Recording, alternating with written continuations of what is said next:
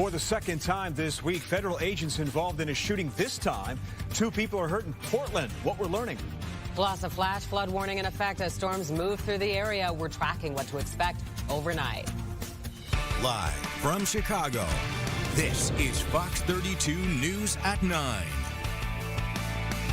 And thanks for joining us tonight. I'm Scott Schneider. I'm Dawn Hasbrook as we take a live look outside. It is coming down, the rain pretty much everywhere. Let's get right to Chief Meteorologist Emily Walls for a first check of the forecast. Yeah, it's really pouring in the city of Chicago right now. We do have that flash flood warning that you were just mentioning to us. And notice here on the radar, it's a really thin line of showers and thunderstorms that's moving through. But this line is producing rain rates of 1 to 2 inches per hour. And with frozen ground, well, there's not a lot of places for the water to go except for to low-lying areas. So again, we are dealing with areas of flooding. Within this teal shaded box here, central Cook County back into DuPage County, the extreme northern extent of Will County has a flash flood warning that is remaining in effect until 10 p.m. And then outside of that box, so extending up into northwestern Cook County, northwestern DuPage County, down into Will, northern and southern portions of Will County, you have a flood advisory that's remaining in effect until 11 p.m. And just west of there, in portions of Kane,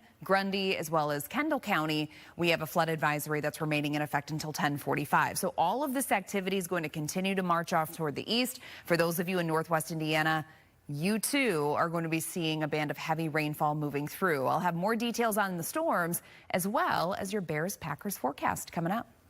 Thanks, Emily. New tonight, for a second day in a row, immigration officers are involved in a shooting, this time in Portland.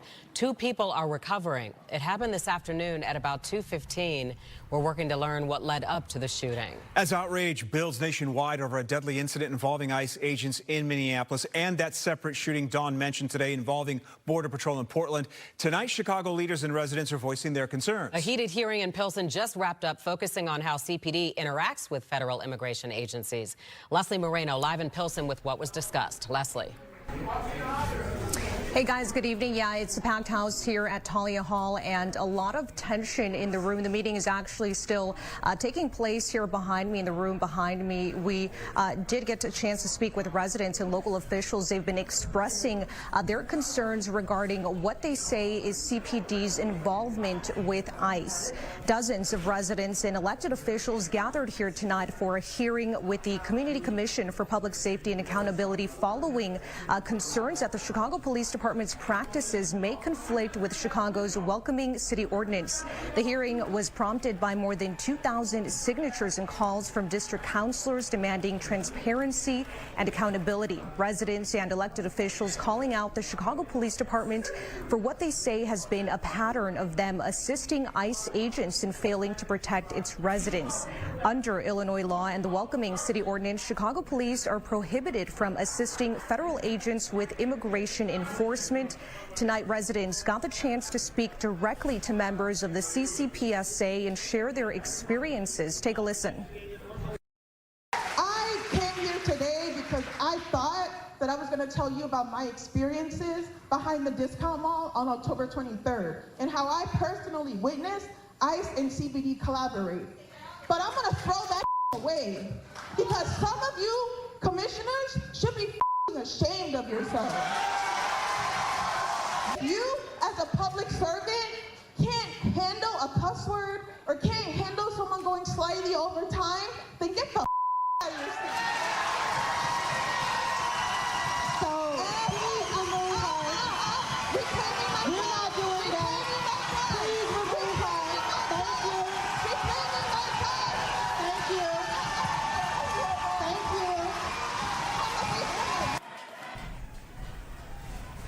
Community members and local leaders say this is just the beginning. They want another meeting with CPD Superintendent Larry Snelling present in the room, and they also want to see Mayor Brandon Johnson in that meeting as well. Aside from that meeting that they're demanding, they're also demanding an independent investigation again into what they say is CPD's involvement with ICE. No word on whether that meeting will in fact be held. Again, the hearing here behind me is still going on. We'll, of course, bring you all the updates both on air and online once it ends. For now, reporting live here in Pilsen, Leslie Moreno, Fox Chicago.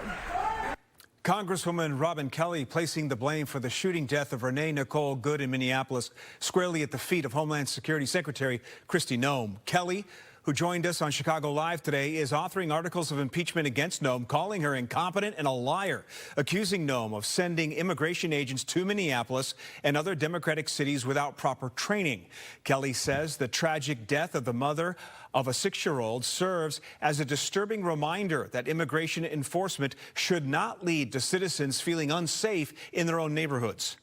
They are absolutely not making cities safer. They're causing, problems in the city. They're making cities more unsafe. People have lost their lives. People have been injured, having to go to the hospital. That's, absolutely ridiculous. She said they're going after murderers and rapists, and really, how many murderers and rapists have they kept? Kelly, who's running to succeed Senator Dick Durbin, says she's working on getting co-sponsors and that the articles of impeachment against Kristi Noem will be filed as early as tomorrow. You can catch the entire interview on Fox Local and catch more stories like it weekday afternoons on Chicago Live, streaming 1 to 4. We're less than 48 hours away from Bears-Packers right here in Chicago. For one couple now living in Wisconsin, it's a house-divided Saturday night. Brett Bagansky spoke with them earlier today and how they make it work. Somehow, Nick and Marie Kuhn make it work. They're going to be here, but in spirit, because they're running their own bar and restaurant in Wisconsin. And even though they have different allegiances when it comes to their football team, there's one thing they agree on. This season feels different. We settled on this location, Cochrane, little tiny town across the river. I see there's a little bit of Chicago and a little bit of Wisconsin here. We have fantastic hand-dipped cheese curds, but we threw in a little Chicago. We serve jardiniere. One thing we like to do is on game days for Bears-Packer games is we'll do Chicago dogs. This is Nick and Marie Kuhn, owners of the North End Pub and Grill, where you'll see both Bears and Packers stuff inside. And Nick, you grew up on the northwest side of Chicago. Had you ever dated a Packers fan, let alone think about marrying a Packers fan? No, never. Never even crossed my mind. What'd your family think of that? There were some questions. As cool as they thought she was, that was one of the, that was their only red flag. We got married in 2009. Right before 2010, 2011. Then we opened our business in 2010, which was also the same season of the Packers Super Bowl. That was a tough one. I was a huge Cutler fan. I was, again, one of 3 or 4 Bears fans in the area. It was pretty tough having to deal with that for the first season in business. It's always been a little bit easier to be a Packer fan. And I've said I don't really know anything different. Well, Nick, last game, we all saw the outcome here. How are you feeling after that catch from DJ Moore in the end zone? I stayed up pretty late enjoying it. It was fun. I actually left and went home at halftime because I couldn't be at the restaurant anymore. So I took myself out of here. But I did, after the game, drove over to a buddy's house. They were outside having a bonfire watching the game. I had to gloat a little bit for once. The Packers have the all-time series. Recent history has all been Packers. Are you feeling that things are different, though, this season? It definitely has a different feel. The Bears have a great team. I think hopefully this is it, and this should hopefully be the turnaround we've all been looking for. How old is your son now? He's 11. What team does he cheer for? He really has chose to cheer for anybody but the Packers. If he chose Bears-Packers, he's cheering for the Bears. So how do you all make it work? Well, I just think you need some patience with each other. I think a little separation is okay. Yeah, be fair. Be fair. Be nice. And I'm not saying you have to be modest by any means, but just be fair. And just a reminder, you can watch Bears-Packers right here on Fox Chicago. Of course, we want to see your pictures and stories. If you're in a house divided, be sure to send them right to Fox Chicago. Outside Soldier Field, Brett Bagansky, Fox Chicago. Well, the Bulls game postponed for this evening. We'll let you know the reason why next. At Seattle Sutton's Healthy Eating, your good health is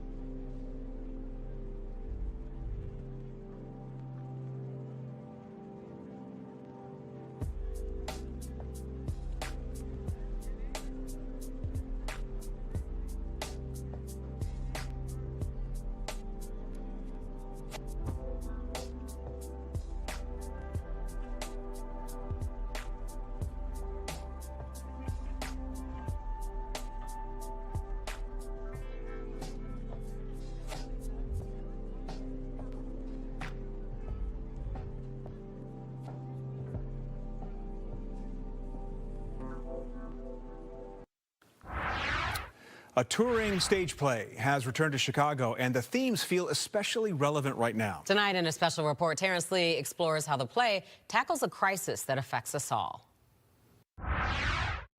The play title grabs your attention, doesn't it? Black Boys Cry. And if you're already saying, well, this wasn't written for me, the director says you're right, it was not.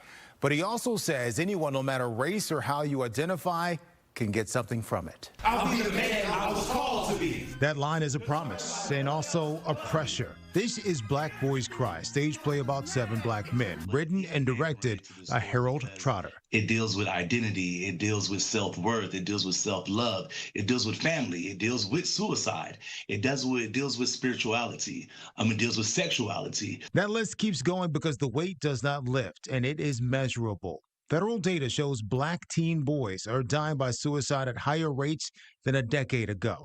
About 1 in 4 black adults who need mental health care actually get it.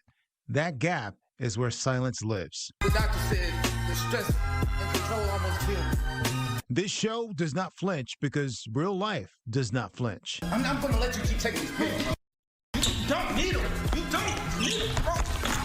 Matthew plays Magic, a man built to perform, not taught how to rest. There's a moment where we have to acknowledge that that's not healthy anymore.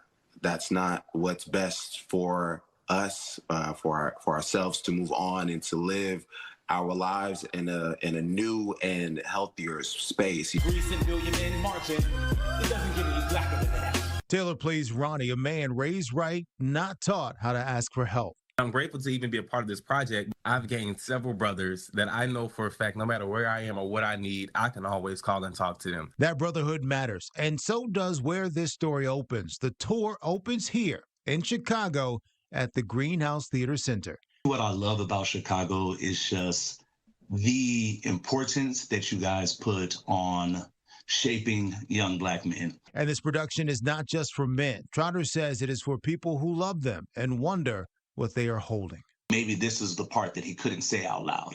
This is why he operated the way he did.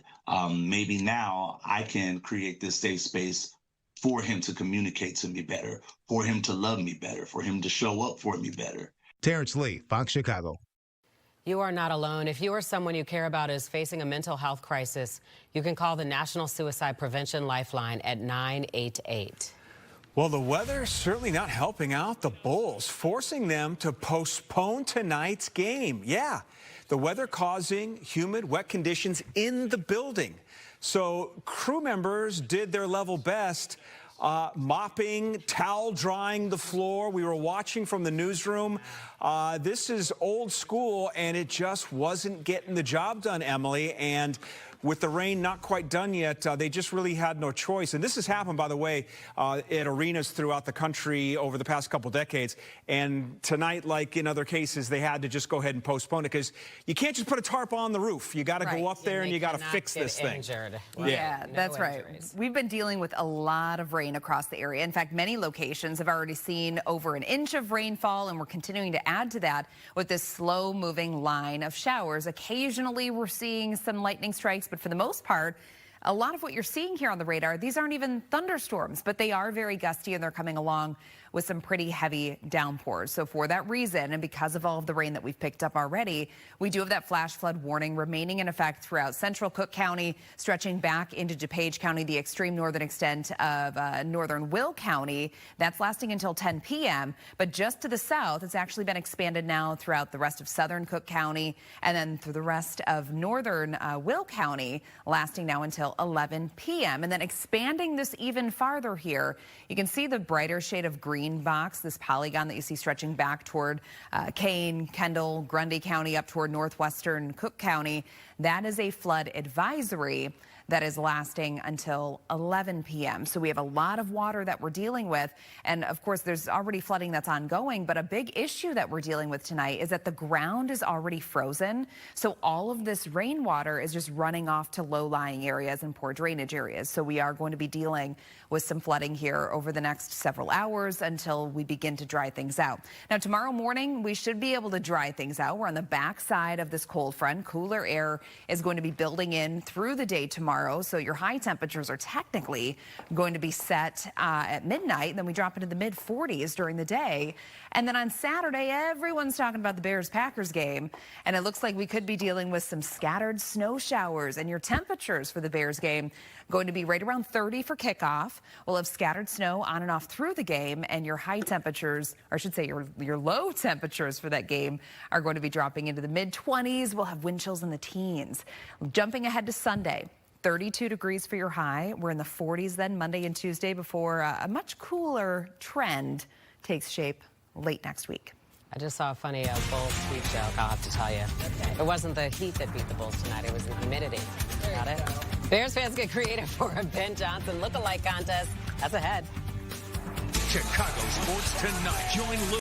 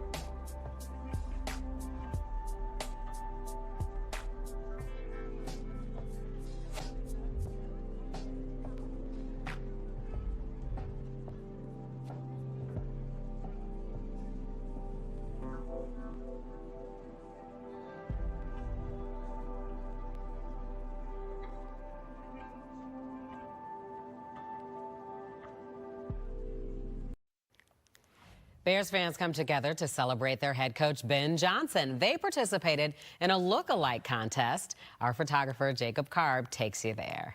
Bears, 1, 2, 3.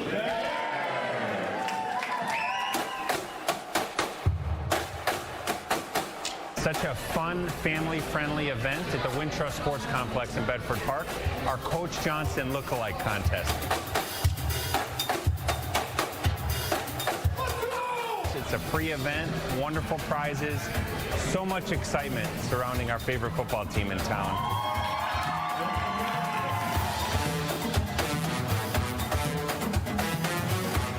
We wanted to do something really community-oriented, fun, family-friendly, and see who can get the most creative with their Coach Johnson look-alike for the good, better, and best prizes. Going to a game, it's really not attainable for most people these days with the prices, especially with the economy. So we wanted to see what we could do to help with that. So the winners, they could put it towards the game and create a memory that'll last a lifetime.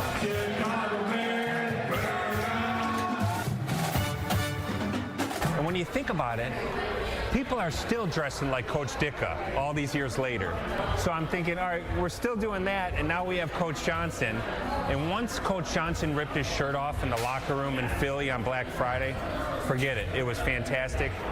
Everyone had so much fun with that, and we were hopeful that the community would react to it. We greenlit the whole promotion 3 to 4 weeks, and here we are today. Yeah, why not loosen up when you've got the oldest rivalry in the history of the NFL? Bears, Packers. And this is round 3. This Saturday night, we've got the game right here on Fox Chicago. This one has all the makings of what could be a classic. It's only their 3rd ever playoff meeting. It comes after 2 instant classics between these teams in the span of 3 weeks. Both teams chirping at one another. Cassie Carlson has more from Hallis Hall. Ben Johnson said mentally the team is right where they want them to be, and over his years he's learned not to take playoff trips for granted, while understanding these games often come down to who executes the fundamentals. It's about those little things, the details. Every blade of grass matters, every inch matters, finish matters. Seeing a division rival for a 3rd time in just over 30 days means both sides have a familiarity. The Packers itching to meet the Bears again, with wide receiver Christian Watson saying they have a chance to end the Bears season, and that means a lot. DJ Moore said it after his walk-off touchdown in overtime last time around. It means a lot, and at the end of the day, it's after Packers always. They always chirping. It's always like some talking going on somewhere, somehow, during the game, before the game, always. And, I mean, it is what it is. I mean, the rivalry, it speaks for itself. The main focus is on the players inside the building and the task at hand. After the game, he said, if you're not prepared to play the next 5 weeks, if you're thinking about anything else, thinking about booking a flight, vacations or anything, don't come in. So he made it very clear about what's at stake and what this team is looking for. Just to let the young players who haven't been here before, it's really just to understand that we're all in with everything we're doing, the here and the now. No winning season since high school is crazy, but to be in this locker room, like I said, with all the guys, especially my rookies, they make the game young again and go out there and just have fun with them. Rome Odunze has no injury designation, set to make his return off a foot injury after missing 5 games, while Kyler Gordon was a full participant in practice on Thursday. He could be activated off IR. At Hallis Hall, Cassie Carlson, Fox Chicago Sports. Fox Chicago is your destination for Bears Packers. Our coverage begins with Bears Game Day Live, 12:30. NFL doubleheader Saturday starts at 3:30. No matter what happens with Rams Panthers, we'll bring you the kickoff of Bears Packers at 7. And stay with us after the game for full reaction and analysis. Red Wings and Canucks, a historic night for former Blackhawk Patrick Kane, scoring his 499th career goal in the first. Then late in the third, Wings leading. Kane with an empty netter for his 500th career goal, the 50th player in NHL history and 5th American-born player to reach the milestone. He scored 446 of those goals over 16 seasons with the Hawks. College football playoff semi. This is the Fiesta Bowl. Miami, Ole Miss, second quarter tied at 10. Carson Beck under pressure. Deep over the middle to Keelan Marion, wide open for a 52-yard to the house. Hurricanes lead 17-16 in the third. Winner faces the winner tomorrow night of Indiana, Oregon. We'll be right back. We're close to deadline, and I need a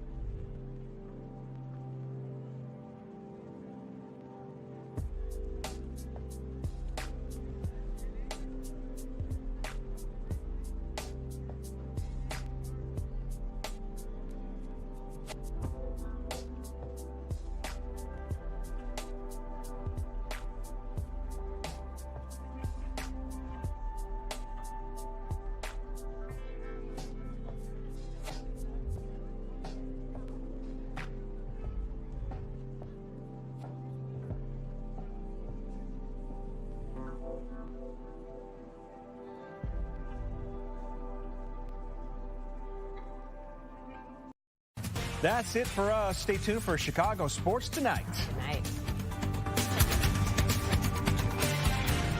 I told myself I was okay.